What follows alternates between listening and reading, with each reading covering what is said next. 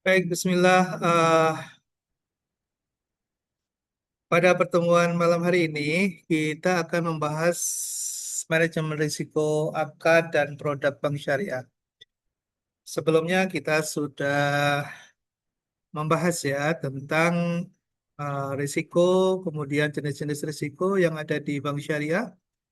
Kalau di bank umum, itu ada 7 risiko yang terpapar di bank syariah. Di bank konvensional maksud saya, lalu kemudian ada 3 risiko yang melekat inherent dalam bank syariah. Nah, ada beberapa istilah ya yang mungkin dalam proses manajemen risiko kita sering mendapatkan istilah-istilah itu dan saya kira kita perlu memahami ya. Ya sambil berjalan, sambil kita mengingat juga proses manajemen risiko yang kita ketahui ada berapa langkah, ada berapa tahapan dalam menjalankan atau proses manajemen risiko.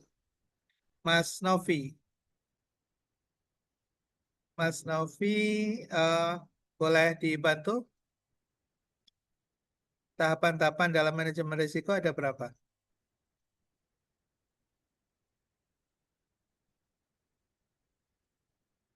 Bisa dibuka mute-nya. Ya, ada 7, Prof. Ada 6. Coba disebutkan saja apa yang diingat. Yang pertama, apa yang perlu dilakukan dalam proses Hmm, untuk penetapan apa namanya lingkup resikonya. Kemudian yang kedua itu identifikasi. ya? Ketiga analisis resiko. Keempat penanganan resikonya. Kemudian untuk yang kelima monitoring dan review. Kemudian komunikasi dan konsultasi, Prof. Oke, ya itu kerangka, yaitu Oh, kerangka manajemen risiko. Ya, kalau prosesnya sendiri, kalau prosesnya sendiri ada berapa? Ada 4, Prof. Ya, ada 4. Coba sebutkan, Mbak. Identifikasi, Ya, pengukuran, pemantauan, dan yang terakhir pengendalian. oke. Suaranya kecil sekali ya, atau mungkin Ya maaf, Prof. karena di tempat saya yang agak bising, jadi suaranya nggak jelas di saya. Oke, boleh diulangi, Mbak. Eh, Identifikasi, Identifikasi ya, pengukuran, pengukuran, pemantauan, pemantauan, pengendalian. pengendalian. Pengendalian. Oke,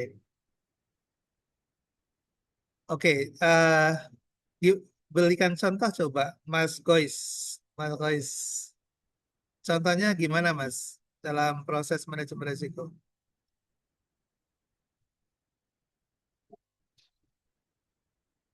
Suaranya masih mute, Mas. Guys.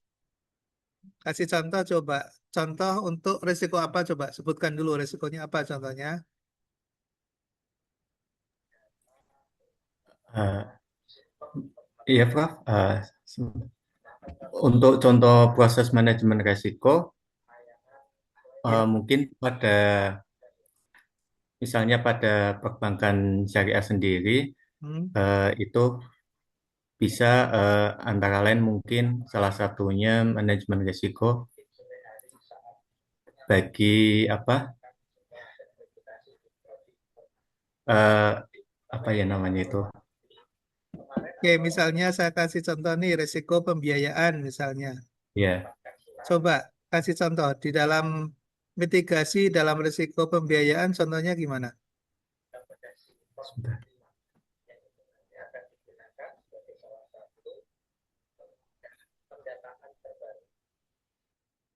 Akibat risiko pembiayaan apa, Mas? Kalau tidak kalau tidak dimitigasi akan memberikan dampak kerugian berupa apa bagi bank syariah?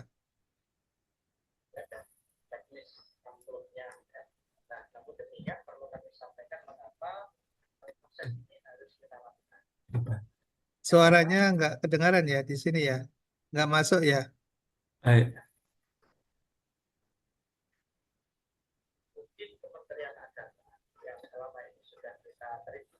eh, sebentar. Oh, Suaranya nggak masuk ya, Mas Novi ya. Mas Boys nggak ada suaranya ya. ya, Prof. Ini pas kebetulan ada dua Zoom Oh, ada dua Zoom. dari kantor kita semua. Ya, ya, ya. Baik, dibantu yang lain coba. Ada Mas Krisna. Baik, Prof. Mungkin untuk dampaknya itu gagal bayar, Prof. Good. Dampaknya gagal Ya, bayar. mungkin Oke. sebelum Mitigasinya eh, gimana, eh, Mas? Mitigasinya biar nanti eh, tidak ada gagal bayar atau berkurang gagal bayarnya. Apa yang harus dilakukan oleh bank? sebelum memberikan eh, Ya. baik, mungkin sebelum memberikan pembiayaan pada nasabah, Mm-mm. Bank Syariah itu melakukan checking eh, BI apa itu BI score apa ya BI score terus Di apa checking ya. rekam jejak nasabahnya itu ya Oke. BI checking, Pak. Hmm. eh, Rekam jejak nasabahnya itu apakah ketika mar- nasabahnya itu melakukan eh, pembiayaan, mengambil pembiayaan, apakah mungkin pernah ada masalah atau tidak atau bayarnya tepat waktu terus seperti itu mungkin Pak. Oke. Good ya. Ah, itu salah satu untuk mengetahui ah, karakter ya. Ada 5C gitu ya untuk memitigasi terjadinya gagal bayar dengan melakukan analisis 5C. 5C itu apa aja? C yang pertama apa? Mbak Dewi. Karakter, Pak. Karakter, terus Capacity. capacity, good, terus Itu apa Mbak? Maaf, capital. capital, Capital, mudah. Pak. Modal. Ya, ya, Kolateral. kolateral. Ada lagi? Oke, good. Jadi kita sudah bisa nih ya, bagaimana mengimplementasikan manajemen risiko pada bank syariah untuk jenis risiko pembiayaan dengan melakukan mitigasi. Nah, mitigasi itu dilakukan sebelum kejadian atau setelah kejadian, Mbak Alia, Mbak Alia. Iya, Prof. Mitigasi resiko menurut saya dilakukan sebelum itu resiko itu terjadi. Tetapi juga dapat dilakukan setelah resiko itu mulai muncul. Nah, itu tuh untuk mengurangi dampaknya. Seperti itu, Prof. Kurang lebih. Oke, good.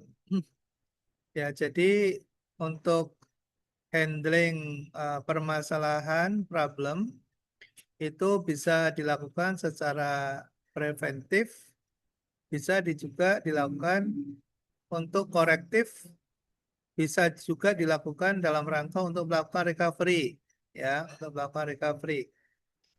Jadi mitigasi dilakukan secara preventif, bisa korektif, bisa juga untuk melakukan recovery, ya, atau rehabilitasi. Nah, namun semua itu kita bisa memanfaatkan manajemen risiko ini di dalam ruang lingkup pekerjaan kita, ya, termasuk juga secara personal atau individual. Kalau kita sudah memahami tentang konteks manajemen risiko ini dengan benar, maka sebetulnya akan sangat membantu kita dalam rangka mengurangi eh, terjadinya kerugian atau terjadinya suatu musibah atau terjadinya sesuatu yang dapat mengakibatkan nilai atau value yang kita miliki itu turun ya. Nah, kembali lagi eh, eh, oke, mohon maaf, Ayah lagi ngasih kuliah Bunda. Lewat. Oke, mohon maaf, ada telepon. Oke, nah sekarang kita coba untuk mengidentifikasi profil risiko inherent. Oh ya, risiko itu ada risiko inherent. Ada yang tahu risiko inherent? Mas Dwi, risiko inherent sudah pernah dibahas?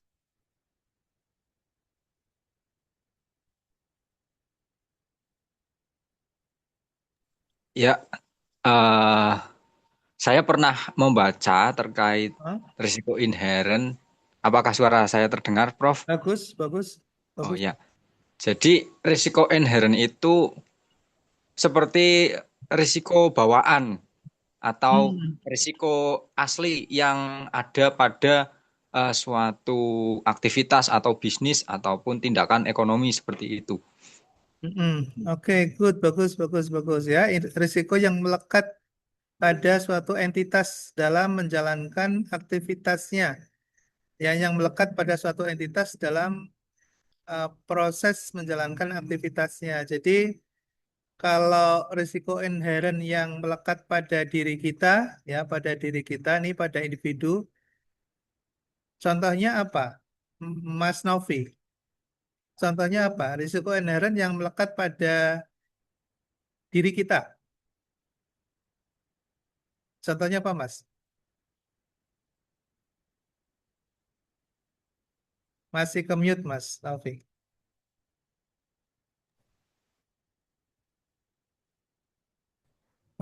Resiko inherent pada diri kita mungkin resiko kalau kesehatan itu penyakit bawaan loh, Bro.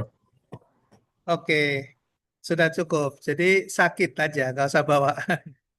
Karena setiap orang ya bisa tiba-tiba sakit, ya pening kah, sakit panas kah, ya pokoknya apa saja gitu ya penyakit itu akan melekat pada setiap orang gitu ya. Jadi itu inherent tuh contohnya. Ya, oke. Jadi sudah paham ya. Nah ini kita nanti akan mencoba mengidentifikasi profil risiko inherent. Nah, kebetulan kita batasi pada akad, ya pada akad pembiayaan, ya pada akad pembiayaan. Jadi, ketika ada akad pembiayaan yang dijalankan oleh bank syariah, ya dengan akad-akadnya seperti yang kedua itu ya, ada akad jual beli, di dalamnya ada murabahah, salam istisna, ada akad bagi hasil, ada akad musyarakah. Itu seperti apa? Karena nanti nggak bisa dihilangkan itu karena bisa akan muncul sewaktu-waktu gitu. Nah, lalu bagaimana cara mitigasinya? Karena sewaktu-waktu bisa muncul ya sama dengan kita sakit ya. Nah, ketika sebelum sakit kita masih sehat, maka perlu perlu menjaganya, preventif ya, perlu menjaganya. Misalnya tidurnya yang cukup, jangan dikurangi gitu ya. Misalnya yang sehat itu 6 jam tuh paling sedikit. 6 jam itu kalau kita hitung jam 10 malam, berarti jam 4 ya, itu eh, paling cepat gitu ya. Makanya kalau ingin sholat malam, bangun jam 3 ya jangan malam-malam tidurnya gitu. Jam 9 sudah istirahat, sehingga nanti jam 3 bisa bangun gitu. Preventif gitu ya, preventif. Ya kalau misalnya kita mungkin kalau masih muda-muda nih seperti antum semua ini ya relatifly masih oke lah ya. Tapi kalau sudah mulai di angka 35 ke atas atau 40 lah sekarang ya, 40 ke atas gitu. Nah, itu relatively perlu jaga betul tuh stamina-nya, mulai berolahraga yang teratur, makan dijaga gitu ya. Itu akan membantu preventif mitigasi terhadap risiko kemunculan berbagai penyakit ya. Nah, sama dengan yang ada di lembaga keuangan atau di suatu usaha atau bisnis yang dijalankan gitu. Jadi ketika kita sudah tahu bahwa itu akan muncul, maka upaya preventif mitigasi apa yang bisa dilakukan ya. Nah, lalu kemudian setelah kita tahu, kita rancang mekanisme mitigasinya seperti apa gitu ya. Kita rancang mitigasi mekanismenya seperti apa.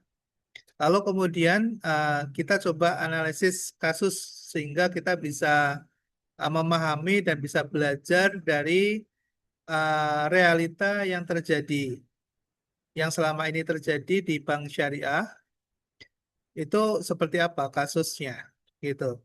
Lalu kemudian yang kelima, kita mencoba untuk mengevaluasi misalnya salah satu di antara mitigasi adalah dengan melakukan hedging ya, dengan melakukan hedging. Oke, itu kurang lebihnya ya yang kita akan bahas dalam pertemuan kita malam ini. Nah, akad sebagai unit analisis risiko. Ketika kita ingin melakukan suatu analisis, maka kita perlu membuat ruang lingkup ya di dalam kerangka manajemen risiko. Tadi sudah disebutkan ya oleh Mas apa tadi ya, Mas Novi ya, Mas Novi ya. Dalam kerangka manajemen risiko itu kita perlu membuat ruang lingkup dulu yang mau kita analisis itu di unit apa gitu ya, karena dalam suatu bisnis itu kan complicated ya, kompleks. Jadi dari dari hulu sampai hilir ya, dalam satu siklus proses bisnis itu sangat complicated. Nah, biasanya kita membagi-bagi ruang itu berdasarkan pada fungsinya masing-masing, biasanya pada fungsi ya, jadi fungsional. Fungsinya masing-masing. Misalnya di fungsi ada yang membagi berdasarkan fungsi bisnis. Nah, di dalam fungsi bisnis itu ada fungsi pemasaran, ada fungsi operasional, ada fungsi keuangan, ada fungsi SDM, misalnya. Maka ruang lingkupnya kita batasi berdasarkan pada bidang. Nah, kebetulan kita sudah membagi-bagi jenis risiko ruang lingkupnya berdasarkan dari konsep yang dibuat oleh Otoritas Jasa Keuangan, ya, oleh Otoritas Jasa Keuangan. Jadi kita sudah lebih simplify karena di salah satu dalam salah satu risiko yang muncul adalah risiko pembiayaan, gitu ya, risiko pembiayaan. Oke, tes suara saya masih bisa didengar? Masih, Prof. Masih ya? Ya, masih jelas. Ya, makasih. Nah, kita eh, lebih spesifikkan ya, lebih fokuskan pada belajar pada satu jenis risiko dulu, risiko pembiayaan, terutama pada akad. Ya.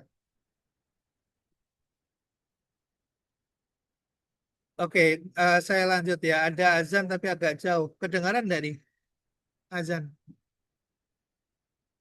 Tidak, Prof. Tidak terdengar suara azan. Tidak ya, tidak dengar ya? Ya, ya tidak. Tidak ya. Ya. Oke, baik, saya lanjutkan.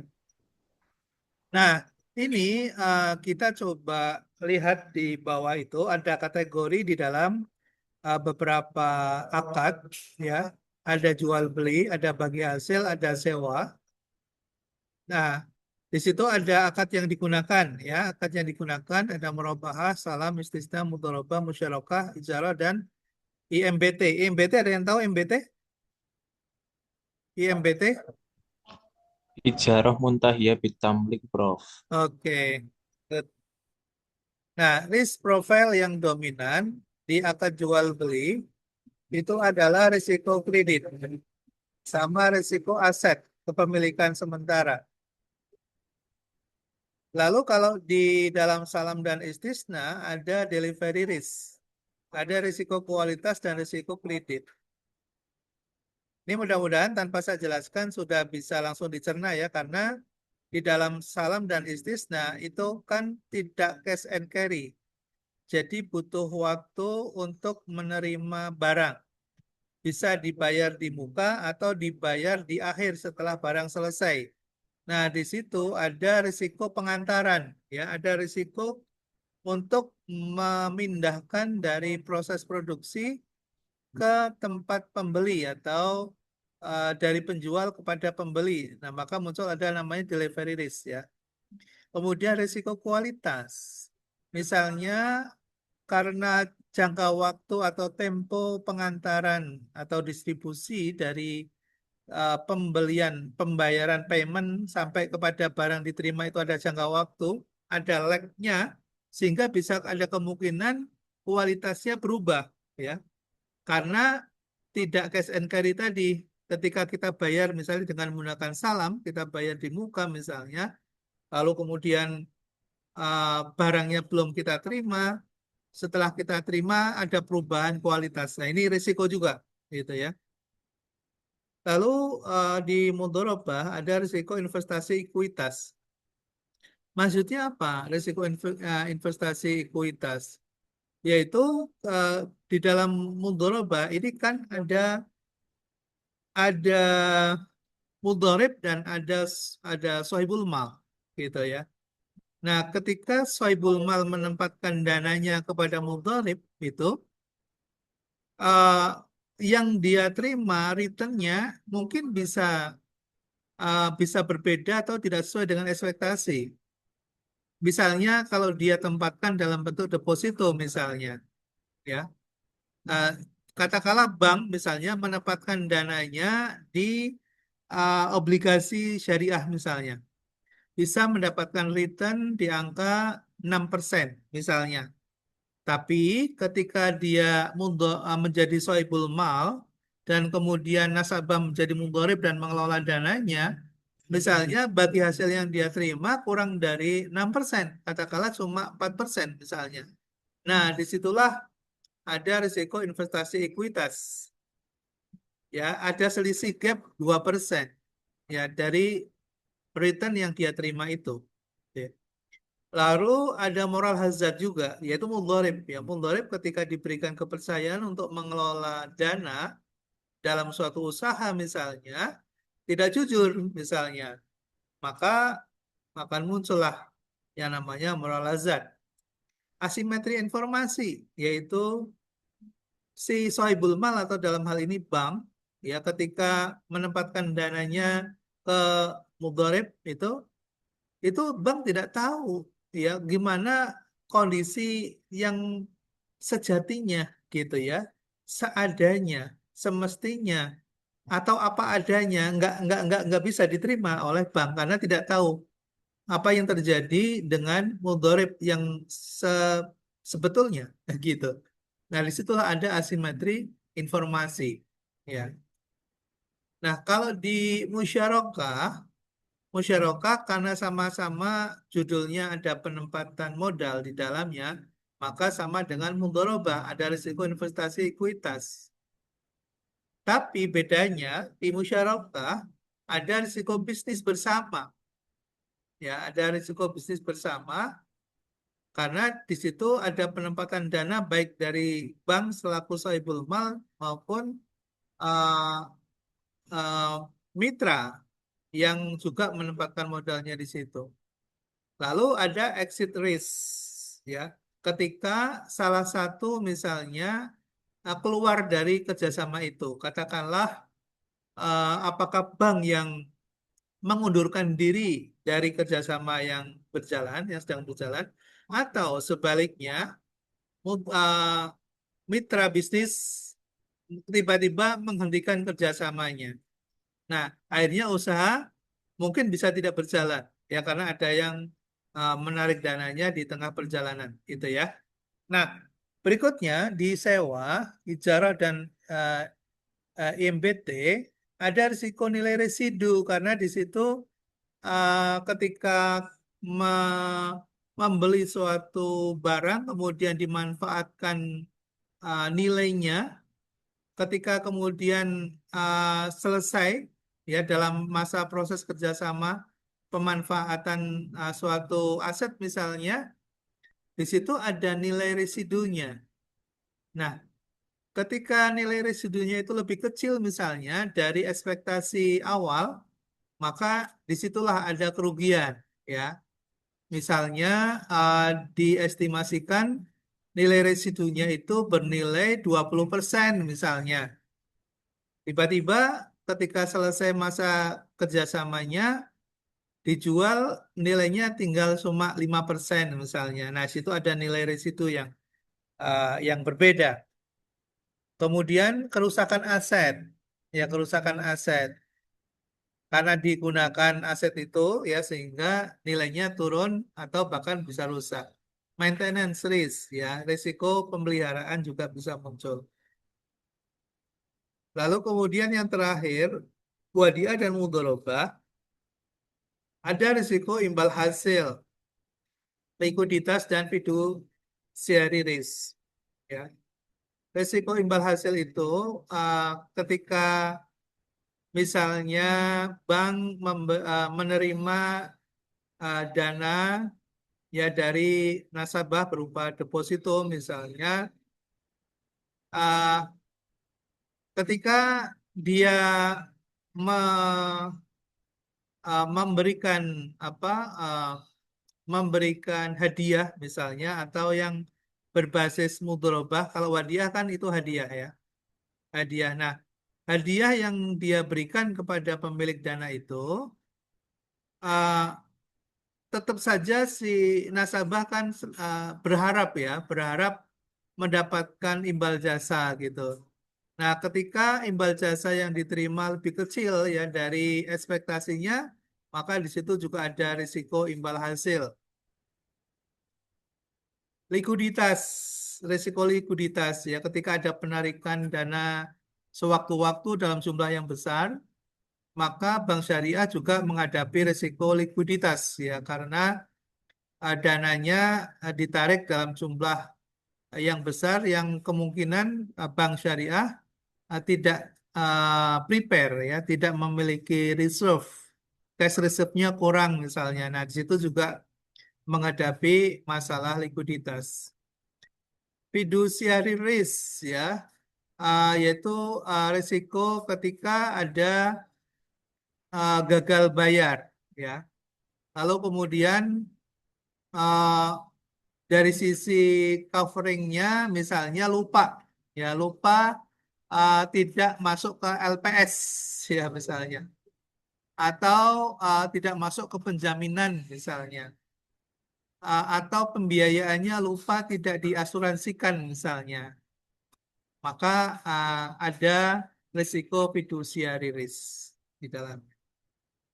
Oke, dari slide yang pertama ini ada yang mau ditanyakan, Mas Dwi, Mas Novi? Ada yang mau ditanyakan?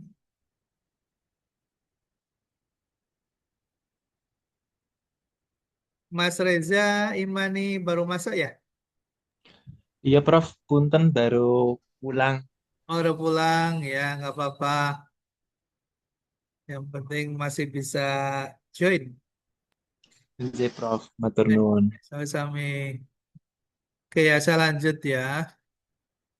Nah, kita mulai coba buka satu-satu ya. Ini resiko akad murabahah. Murabahah ini dalam portofolio outstanding pembiayaan di Bank Syariah relatively cukup dominan ya. Bukan cukup, sangat dominan karena biasanya lebih dari 50%. Nah, ini yang dilaporkan ya di OJK. Nah, karena portofolionya biasanya dominan, sehingga kalau ada terjadi gagal bayar atau risiko muncul dari akad ini akan berdampak signifikan terhadap kesehatan bank yang bersangkutan, gitu ya. Nah, kita lihat nih di dalam risiko akad murabah ini ada melekat di dalamnya secara inheren, ya secara inheren muncul risiko kredit, muncul risiko kepemilikan aset, risiko kepatuhan syariah, konsentrasi dan penyelesaian. Nah, itu risiko inheren yang melekat di akad murabah ini bersumber dari apa? Risiko kredit, misalnya wan prestasi atau penurunan nilai jaminan.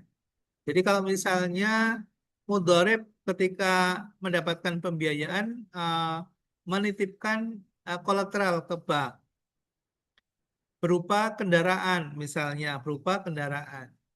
Nah, kendaraan misalnya akad pembiayaannya 3 tahun misalnya, ya 3 tahun.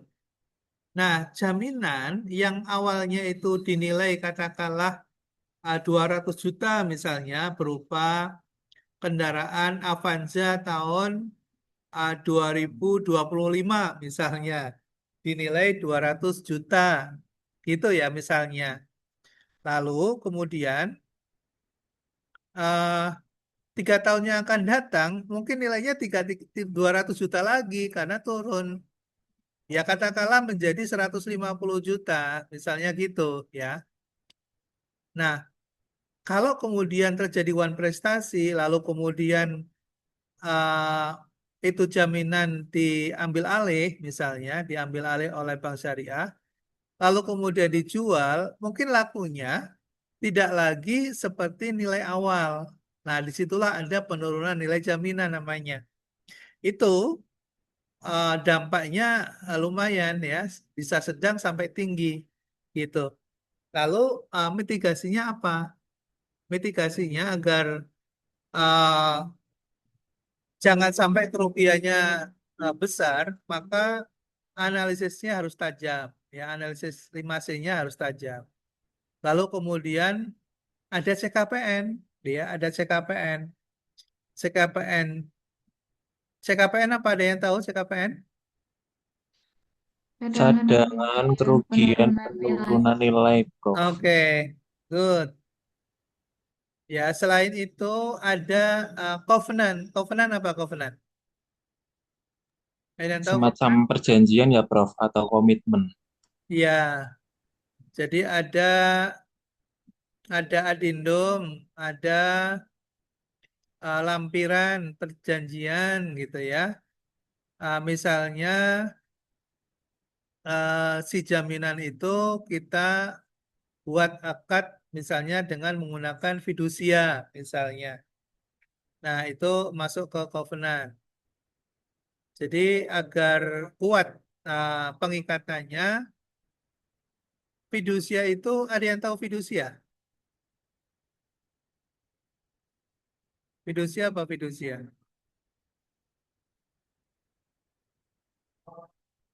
Ada yang tahu fidusia? Ya, fidusia itu sebetulnya sama aja dengan suatu pernyataan, uh, pernyataan atas kepemilikan suatu aset. Ya, jadi ketika misalnya saya memfidusiakan barang punya Mas Reza misalnya, yaitu berupa kendaraan. Saya fidusiakan, walaupun itu punya Mas Reza, ketika saya fidusia, itu sebetulnya barang yang digunakan oleh Mas Reza tadi, itu sudah menjadi milik saya, Mas. Jadi, dengan catatan di situ, sepanjang kewajiban, ya kewajiban yang dimiliki oleh Mas Reza terhadap saya diselesaikan dengan baik, maka barang itu nanti akan kembali ke Mas Reza. Tapi apabila Mas Reza itu one prestasi atas atas kewajiban, maka barang yang sudah difidusiakan itu automatically itu sudah menjadi milik hak saya gitu Mas Reza. Itu fidusia, kekuatannya di situ. Jadi sebetulnya tanpa harus melakukan lelang, tanpa harus kita melakukan proses lelang itu tidak perlu kalau fidusia. Kita sudah bisa mengambil alih kepemilikan itu secara hukum itu kepemilikan sudah berpindah. Nah, yang menjadi persoalan biasanya praktek di lapangan, bukti kepemilikannya sudah berpindah ke tempat saya gitu ya, dari Mas Reza tadi yang tadinya miliknya Mas Reza. Tapi penguasaan terhadap barang itu kan masih di Mas Reza. Karena Mas Reza masih menggunakan kendaraan misalnya sebagai jaminan ke saya gitu. Nah, disitulah yang terkadang terjadi konflik gitu ya. Hak kepemilikannya sudah di saya, tapi penguasaan terhadap barang itu masih di Mas Reza. Nah, tapi secara hukum ketika kemudian Mas Reza nggak mau menyerahkan, misalnya ke saya, maka proses litigasi dilakukan. Ya, proses litigasi dilakukan. Saya akan melakukan somasi. Ya, bank akan melakukan somasi. Ya, dengan meminta peradilan untuk meminta kepada Mas Reza menyelesaikan atau mengembalikan atau memenuhi kewajiban, yaitu menyerahkan jaminan itu ya kepada bank. Nah, kalau Mas Reza masih belum mau untuk menyerahkan, maka prosesnya akan naik lagi dari level somasi ke level peradilan perdata. Itu yaitu lalu melalui sidang. Ya, melalui sidang. Nah, kalau melalui sidang itu, ini kedua belah pihak malah babak belur, Mas Reza ya. Babak belur, banknya juga nanti biayanya mahal, Mas Reza juga nanti pada ujung-ujungnya bank itu akan menyerahkan sepenuhnya biaya-biaya yang dikeluarkan dalam proses tadi itu kepada nasabah. Itu sudah nanti dilihat aja itu. Itu di dalam apa? Di dalam perjanjian itu sudah ada. Jadi biaya-biaya yang muncul untuk proses pengambil alihan jaminan apabila Mas Reza tidak menyerahkan secara sukarela, lalu kemudian melalui proses peradilan, lalu kemudian Mas Reza kalah, Mas Reza harus nanggung semua biaya itu. Makanya uh, terkadang habis-habisan, ya. Jadi sudah jaminannya ditarik plus nambah biaya-biaya tadi, Mas Reza. Itulah kekuatan bank. Itulah kekuatan bank ya dengan segala kekuatan legalnya gitu. Apakah di bank syariah atau bank konvensional sama saja. Ya, seperti itu. Ya, seperti itu. Makanya kalau ada nasabah yang berurusan dengan bank, itu kalau dia bangkrut, bangkrut beneran, Mas. Ya, Mas Reza ya. Bangkrut beneran. Jadi tidak hanya bank konvensional, bank syariah juga sama. Ya. Oke, nah saat ini kita kan sedang berbicara dalam konteks posisi kita di bank nih ceritanya, gitu ya. Kita sedang memikirkan bagaimana kalau kita sebagai officer atau sebagai legal atau kita yang menjadi official, apakah tingkat pimpinan ataupun staff, kita berpikir gimana cara melakukan mitigasi terhadap risiko yang akan muncul di bank itu. Itu yang kita memikirkannya. Itu ceritanya begitu. Oke ya. Oke, saya lanjut lagi. Sekarang merubah KPR ya, merubah KPR. KPR ini ada yang menggunakan wakalah, tapi juga wakalah ada wakalah bil ujroh, ada wakalah bil murabahah, ada IMBT ya banyak yang digunakan. Atau juga mau ada mudharabah mutanakisah gitu ya. Ada banyak akad yang bisa jadikan alternatif. Nah, mitigasi yang muncul dari akad murabahah KPR ini adalah sebaiknya, ini sebaiknya ya, sebaiknya, jadi nasabah bertindak sebagai wakil bank membeli properti dari developer lalu langsung menjadi pihak dalam akad murabahah. Ini fenomena yang pada umumnya terjadi gitu. Nah, risiko yang dihadapi oleh bank syariah adalah jika pembelian dari developer dan penandatanganan murabahah terjadi secara bersamaan dalam satu meja, bank tidak pernah memiliki properti termasuk by Malaysia Indahu yang dilarang sebetulnya. Tapi dalam praktek di lapangan, bank kan tidak pernah memiliki properti itu. Gitu ya, pada kenyataannya begitu karena langsung nasabah memilih properti yang diinginkannya sendiri, lalu kemudian bank membayar ke developer untuk atas nama nasabah. Lalu nasabah kemudian menyicil atau membayar secara angsur kepada bank. Si developernya sudah terima uang tuh, ya, si developernya sudah terima uang penuh dari bank, gitu ya. Nah, mitigasi yang baik, ya mitigasinya adalah pembelian dari developer dilakukan atas nama bank, bukan nasabah. Ini kalau dari sisi bank.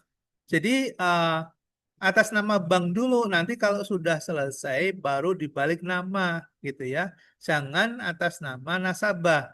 Nanti posisi bank lemah. Itu mitigasinya. Yang kedua, akad wakalah ditandatangani pada hari yang berbeda dari akad murabahah. Sebaiknya begitu, ya uh, tidak dalam satu waktu. Biasanya karena ingin ambil simpelnya saja, gitu, wakalah dan mudharabah jadi satu. Ya, itu sebetulnya nggak boleh. Ya kan, nggak boleh. Tahaluk namanya kan. Nah, kemudian yang ketiga, bukti kepemilikan sementara bank didokumentasikan, ya, didokumentasikan agar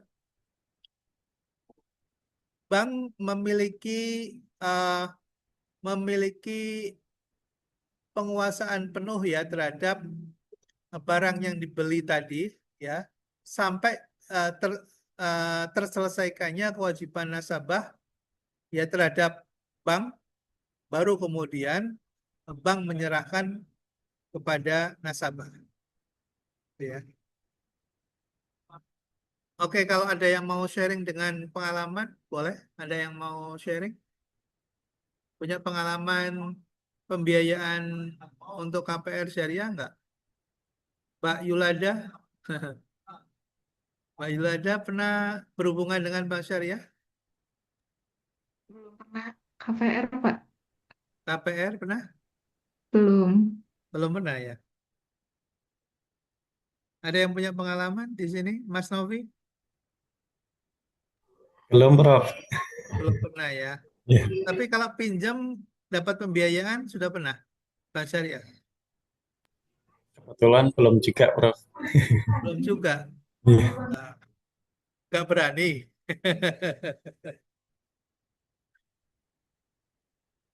Belum waktunya ya, Mas. Belum waktunya, belum saatnya ya.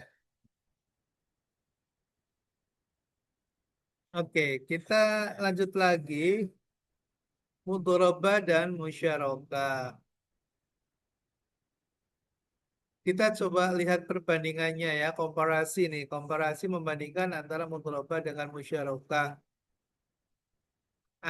Di mana bank yang berposisi sebagai sohibul mal. Dimensi yang bisa kita bandingkan antara lain kontribusi modalnya, pembagian untungnya, pembagian ruginya, moral hazard, dan asimetri informasi berserta dengan acid risk. Kalau mudharabah 100%, bang. Kalau musyarakah, ya sesuai dengan kesepakatan. Kalau pembagian untung, sesuai nisbah, biasanya disepakati 60-40. Bank sebagai pemilik modal memiliki persentase yang lebih besar yang dibandingkan dengan nasabah. Tapi kalau musyarakah proporsional. gitu ya. Kalau pembagian rugi seluruh ditanggung bank di dalam mudharabah, kecuali ada kelalaian yang dilakukan oleh mudharib. Kalau musyarakah proporsional sesuai porsi modalnya masing-masing. Moral hazard di dalam mudharabah sangat tinggi. Karena mudharibnya pakai 100% dananya dari bank. Tapi kalau musyarakah relatif sedang ya, karena ada batas, penyertaan bank ke dalam usaha bersama. Lalu asimetri informasinya sangat tinggi kalau di mudharabah karena bank sama sekali tidak pernah menyentuh dalam proses bisnisnya. Tapi kalau musyarakah lebih rendah karena bank ikut dalam manajemen. Ya masih bisa mengawasi karena biasanya bank memandatkan untuk masuk ke dalam struktur manajemen. Lalu exit risk-nya, mudharib biasanya berhenti kapan saja kalau di mudharabah bisa terjadi. Tapi kalau di dalam musyarakah, exit keluar untuk kerjasama biasanya lebih terkendali. Ya, oke. Berikutnya moral hazard dan asimetri informasi.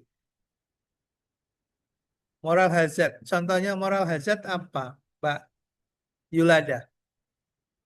Mbak Yul, Mudharibnya tidak jujur. Mungkin suaranya kecil sekali. mudharibnya tidak jujur mungkin, Pak. Oh ya, mudharibnya tidak jujur. Oke. Nah, ini tadi yang kita cerita ya, ada preventif, ada korektif, dan ada recovery. Moral hazard, sebelum akad ada adverse selection. Bank sulit membedakan mudharib yang kompeten dan jujur dan berisiko tinggi. Kadang tidak tahu ya, karena ada karena belum kenal dan seterusnya ya. Kemudian di tengah-tengah itu setelah akad ada moral hazard. Mudharib pengambil risiko bisnis berlebihan karena semua kerugian ditanggung oleh bank. Jadi tidak hati-hati. Lalu ada hidden action. Ada mudharib menyembunyikan pendapatan realnya untuk memperkecil bagi hasil ke bank. Ya, ini keniscayaan ya di lapangan. Karena mudharib merasa sudah bekerja gitu, bekerja keras, lalu biaya-biaya dinaikkan gitu. Biaya untuk dirinya sendiri juga dinaikkan. Nah, biasanya gitu sehingga untungnya kecil. Sehingga bank menerima yang diterima menjadi kecil gitu. Nah, itu kecenderungan masyarakat bisnis seperti itu. Lalu mekanisme mitigasinya gimana? Mitigasinya seleksi yang ketat, monitoringnya aktif, covenant akad-akadnya diperbaiki. Kemudian syariah insentif. Jadi misalnya kalau misalnya ada terjadi ketidakdisiplinan atau ada sanksi misalnya. Ya, sanksi itu juga diperbolehkan ya dalam Islam. Ada wa'ad. Ah, lanjut lagi, manajemen risiko ijarah. Manajemen risiko ijarah, atau sewa, tadi sudah disampaikan di depan ya, ada nilai residu yang mungkin berbeda dari ekspektasinya. Lalu ada kerusakan aset, ya aset milik bank yang disewakan misalnya, yang masih menjadi asetnya bank itu turun nilai atau rusak. ada kekosongan, yaitu ketika sewanya selesai, itu barang milik bank misalnya tidak bisa langsung dipindah tangankan kepada orang lain. Wah, itu ada vakansi. Kemudian ada kepemilikan ganda. Ada pihak mitra atau counterparty misalnya tak dibayar, ya tidak dibayar misalnya, uh, sehingga bank mengalami kerugian terhadap uang sewa yang seharusnya diterima, ya karena counterpartnya atau mitra tadi tidak membayar sewa, ya.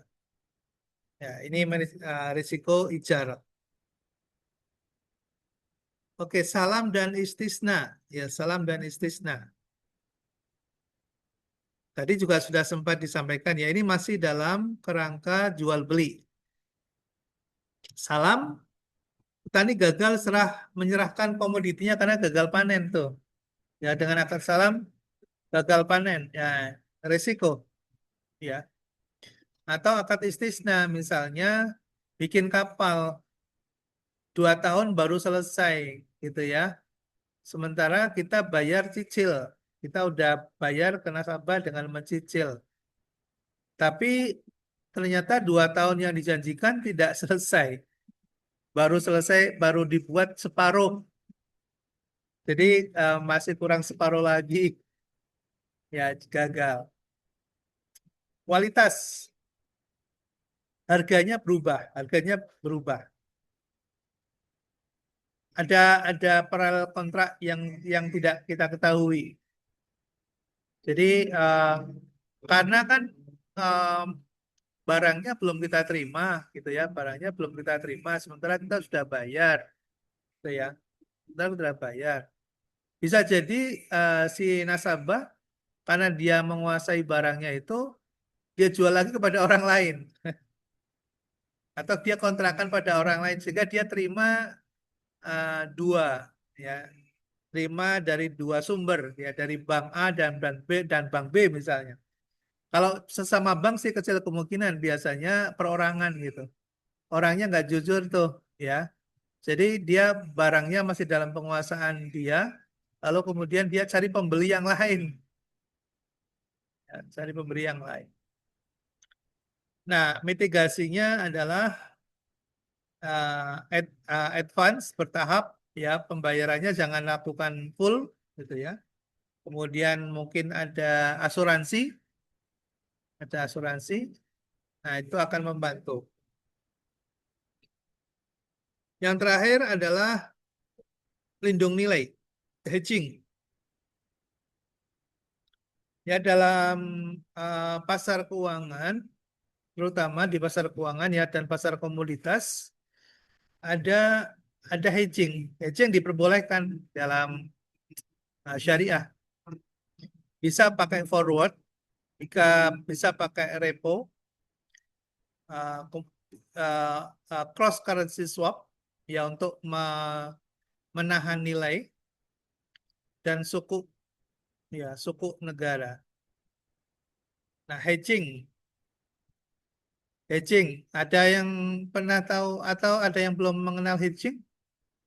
Ini derivatif konvensional, ya.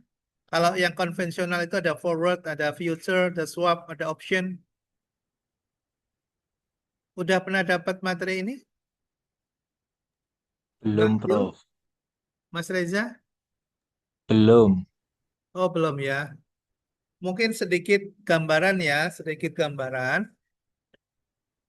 Di dalam pasar komoditas atau pasar saham, transaksi yang dilakukan antara pembayaran dengan barang yang diperjualbelikan itu kan tidak transaksional cash and carry, ya. Bahkan kita bisa jadi tidak pernah melihat barang yang kita beli itu, yang kita transaksikan itu, gitu ya. Misalnya di pasar komoditi, ya, di pasar komoditi katakanlah kopi yang ada di katakanlah di Aceh misalnya, ya, kopi Aceh misalnya. Kopi Aceh itu, katakanlah di situ ada 100 hektar lahan kopi yang mampu menghasilkan 100 ton kopi per tahun misalnya ya, ada 100 ton per tahun dengan nilai harga misalnya 100 miliar misalnya, dan harga 100 miliar. Nah, itu si pemilik lahan itu, pemilik komoditas itu dia bisa membuat kalau di dalam istilahnya itu bisa dia mengeluarkan hak milik ya, mengeluarkan hak milik yang dikuasai, namanya resi gudang ya. Di Indonesia belum terlalu umum ya. Kalau di luar negeri ada namanya resi gudang. Bahasa Indonesia resi gudang. Nah, masuk ke resi gudang nanti gudang itu yang memiliki otoritas akan mengeluarkan namanya resi. Resi itu eh, bukti kepemilikan terhadap suatu komoditas yang dikeluarkan resi itu oleh suatu otoritas yang legal, yang sah ya, yang diakui oleh negara.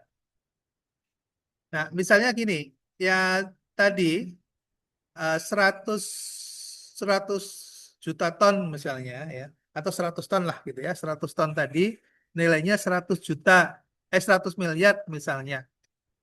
Nah, itu resi itu akan dikeluarkan senilai itu 100 miliar, ya, akan dikeluarkan nilainya 100 miliar. Nah, nanti si pemilik lahan tadi, memilih kopi itu, dia bisa memecah-mecah tuh, mecah-mecah resi yang diterima sebesar 100 miliar tadi itu dalam pecahan, ya, dalam pecahan. Misalnya nilainya adalah 100 juta misalnya per lembar. Ya, 100 juta per lembar. Sehingga 100 miliar dibagi dengan 100 juta per lembar. Nilainya segitu. Nah, itu bisa kemudian dibawa ke pasar komoditas, Mas. Dibawa ke pasar komoditas untuk diperdagangkan. Untuk diperdagangkan. Nah, nanti yang membeli resi itu membayar ya, membayar senilai dari masing-masing lembar tadi. Ya. Misalnya satu lembar itu nilainya 100 juta misalnya, satu lembarnya itu. Maka kalau Mas Reza ingin beli kopi Aceh, ya beli kopi Aceh, misalnya 1 ton, misalnya 1 ton, maka Mas Reza beli 100 juta. Ya. Beli 100 juta akan dapat 100 ton. Akan dapat 1 ton. Akan dapat satu ton, gitu ya, 1 ton dengan nilai 100 juta. Tapi Mas Reza nggak terima barangnya, Mas. Mas Reza nggak terima barang. Cuma terimanya resi tadi. Itu.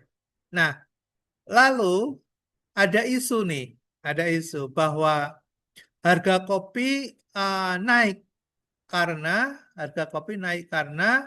beberapa produsen kopi di dunia, misalnya, ternyata gagal panen. Sehingga harga kopi Aceh itu naik. Harga kopi naik. Nah, Mas Reza kan punya tadi satu resi seharga 100 juta kan, Mas? 100 juta ya.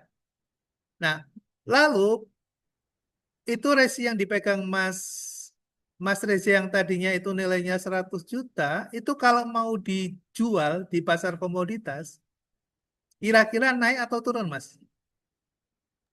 Naik, Pak. Naik, iya naik. Karena permintaannya naik gitu. Harganya, ekspektasinya naik gitu. Akan naik gitu. Nah, itu masih belum derivatif tuh, karena Mas Reza masih pegang resi di tangan pertama. Nah, lalu saya sebagai calon buyer,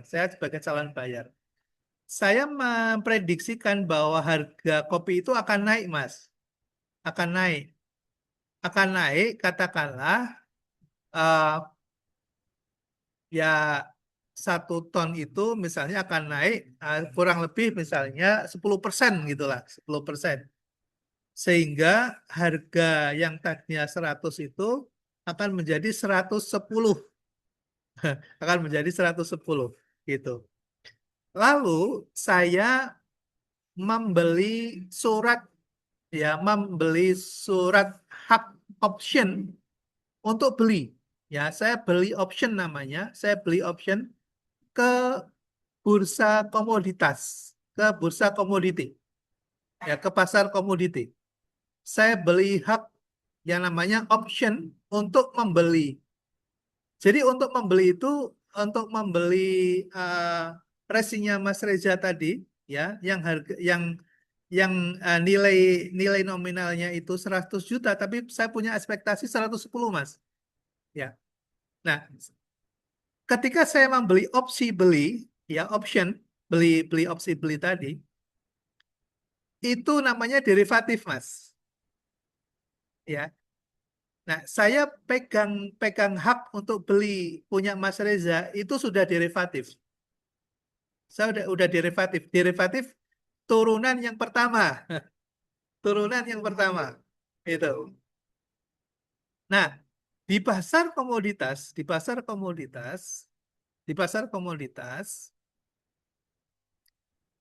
hak hak beli saya itu saya bisa jual lagi, Mas.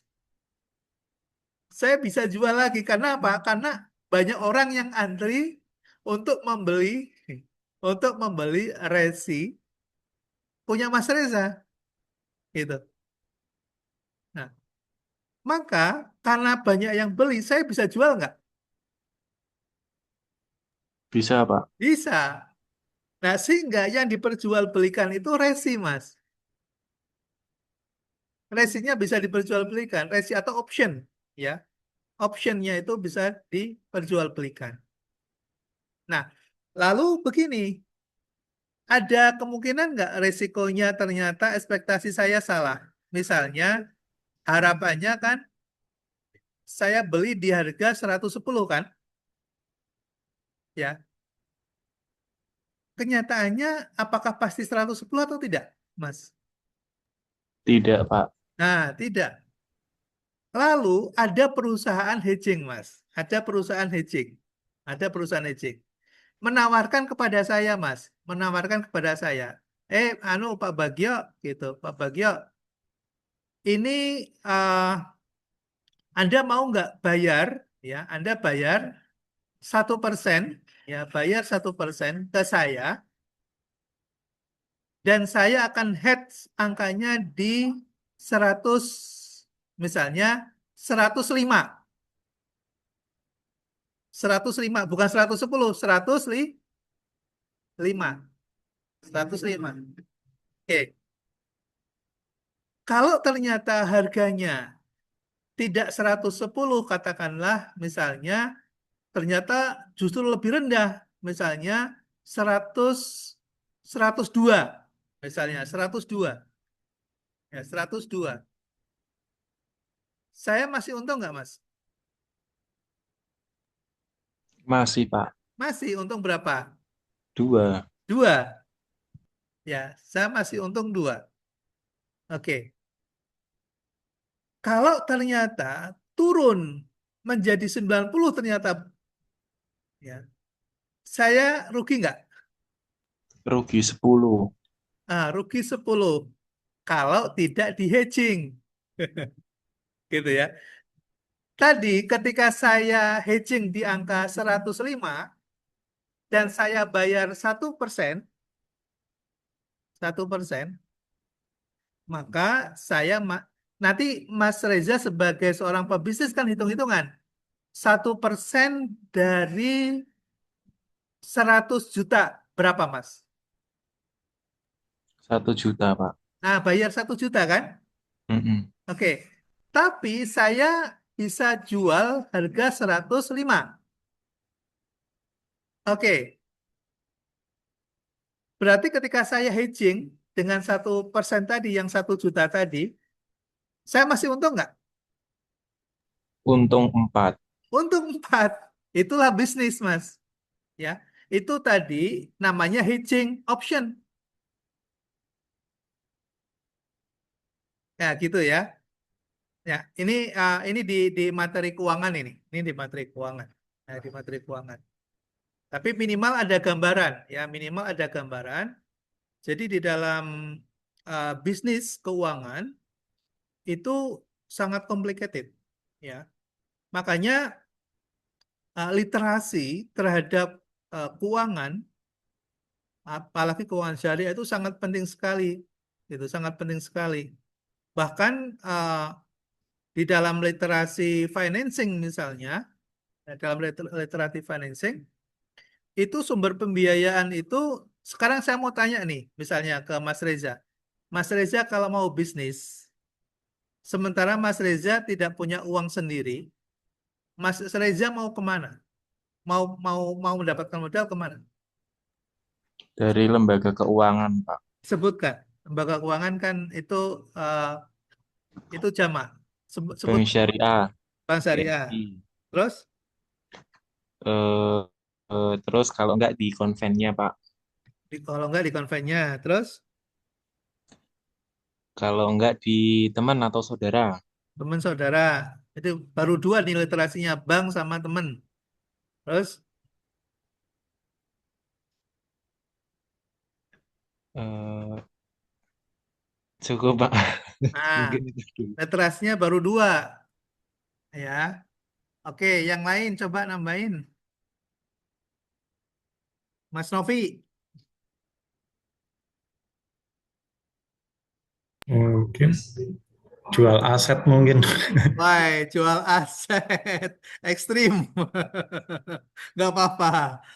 Nggak apa-apa. Betul-betul jual aset itu nggak mau utang. Oke. Mbak Dewi, kemana Mbak? Sama Pak, jual emas. Wah, jual emas-emasnya banyak ya. Tapi jangan Mas Novi, jangan dijual. Mas Wais. Mas Wais. Mungkin kalau untuk aset ya sama sih Pak ya. Sama dengan Mas Reza mungkin. Oh. Mbak Alia. Sama mungkin Pak ke lembaga keuangan, kemudian jual aset gitu. Nah, lembaga keuangannya coba disebutin dong. Tadi kan bank. Apakah ada selain bank? Mungkin seperti koperasi atau BMT gitu Pak. Koperasi, BMT, oke. Sudah ada 2 literasi. Nambahin lagi, Pegadaian mungkin. ya. Pegadaian mungkin Pak. Pegadaian, Pegadaian. 3. Terus, Mungkin sudah itu. sudah. Ada yang mau nambahin lagi nggak? Mbak Yula. Mbak Yula. Mas Dwi, Mbak Yula dulu, Mbak Yula dulu. Sama Pak, sepertinya itu. Bank Sepertinya itu. Pegadaian. Oke. Mas Dwi, Jual aset, Pak. halo Mas Dwi. Jual aset, Pak. Wah, jual aset lagi. Agak ini Eh, dong. ya. Kita udah mau S2 loh. Kalau jual aset mah nggak usah kuliah sih menurut saya. Ngapain susah-susah kuliah. Oh, mengajak ke kanan bisnis Pak untuk bagi hasil misal kayak gitu ya. Rekanan bisnis. Jadi dengan Oke. kesepakatan tertentu. Ya, ini kan konteksnya kita bicara literasi keuangan nih, lembaga keuangan nih. Ya, lembaga keuangan. Coba apa lagi selain pegadaian, bank, sama koperasi? Ada nggak yang lain?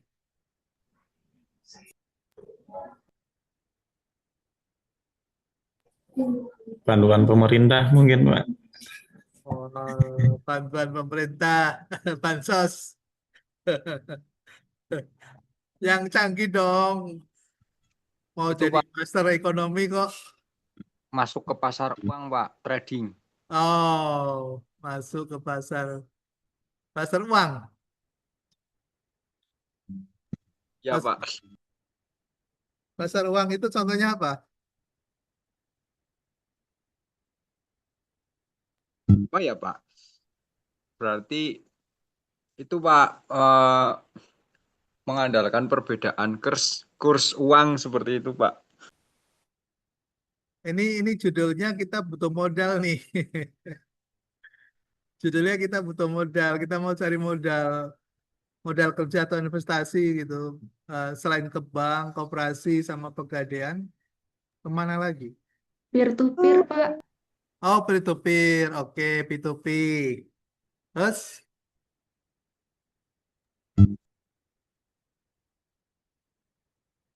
mana lagi?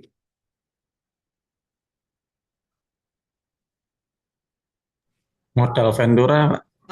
Modal Ventura, good. Nah, gitu dong. Terus, Pak, kalau misalkan di tingkat instansi atau lembaga, kalau crowdfunding itu masuk nggak Pak? oke, good. Masuk crowdfunding. Crowdfunding masuk, gitu. Itu di belakangnya Mas Reza ada BWS tuh. BWS itu apa? Ini Bang Buri Saudara, Pak. Oh, ya. Ini kalau kita dapat ini mau ambil motor itu, kalau kita nggak punya uang larinya kemana? Kebanyakan ke finance, Kemana? Apa ke perusahaan finance. yang kasih ke kita namanya? FIF mungkin, Pak. Nah, itu namanya perusahaan apa itu? FIF, Finance. Mandira, Leasing, Mbak. Leasing. leasing. Good, tambah lagi literasinya. Terus, kalau misalnya saya mau bikin pabrik, saya mau Kemitraan, beli mesin-mesin, mesin-mesinnya saya nggak mau pinjam ke bank, saya lari ke perusahaan Investor. apa? Ya, Investor, Mbak. enggak, lembaga keuangan nih judulnya, oh semuanya berarti investor ya. pembeliannya lewat lewat bank itu ya apa namanya ya?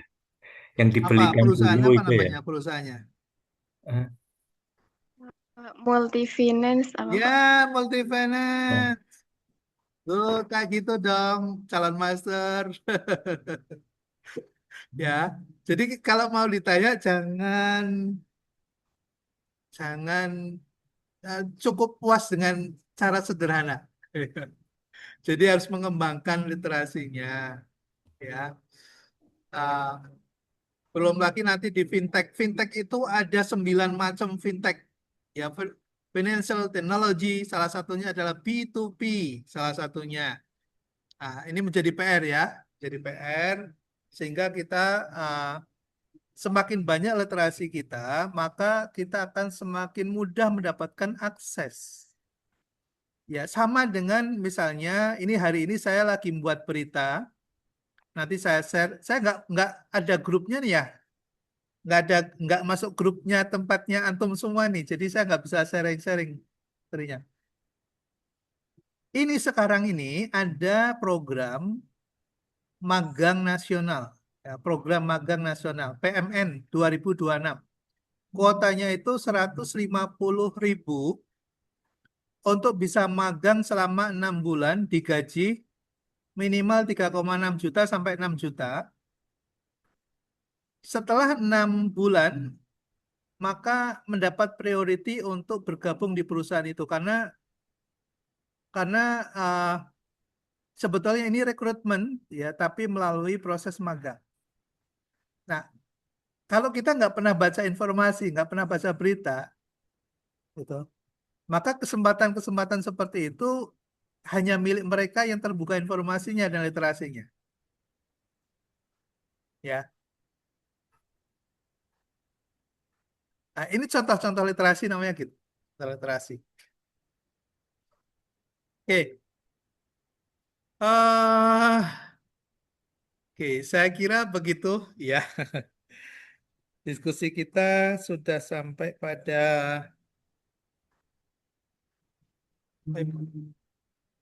oh,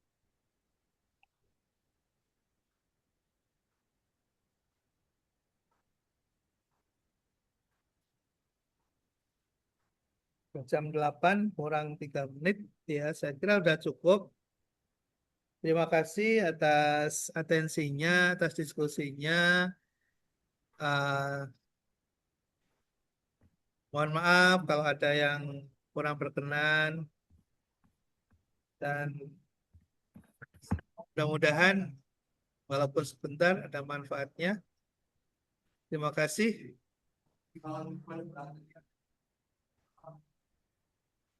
Kita boleh ambil gambar dulu.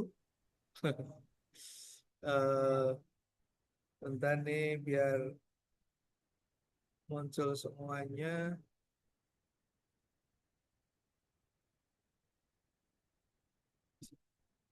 Oke, 1, 2, 3. Oke, terima kasih. Kita bisa tutup dengan doa kafaratul majelis. Bismillahirrahmanirrahim. Subhanakallahumma wa bihamdika asyhadu an la ilaha illa anta astaghfiruka wa atubu ilaik. Alafu minkum wallahu muwaffiq ila aqwamit thoriq. Assalamualaikum warahmatullahi wabarakatuh. Waalaikumsalam warahmatullahi wabarakatuh. Terima kasih ya. Waalaikumsalam warahmatullahi Semuanya. wabarakatuh. Terima kasih, Bro. Terima kasih. Prof. Sama.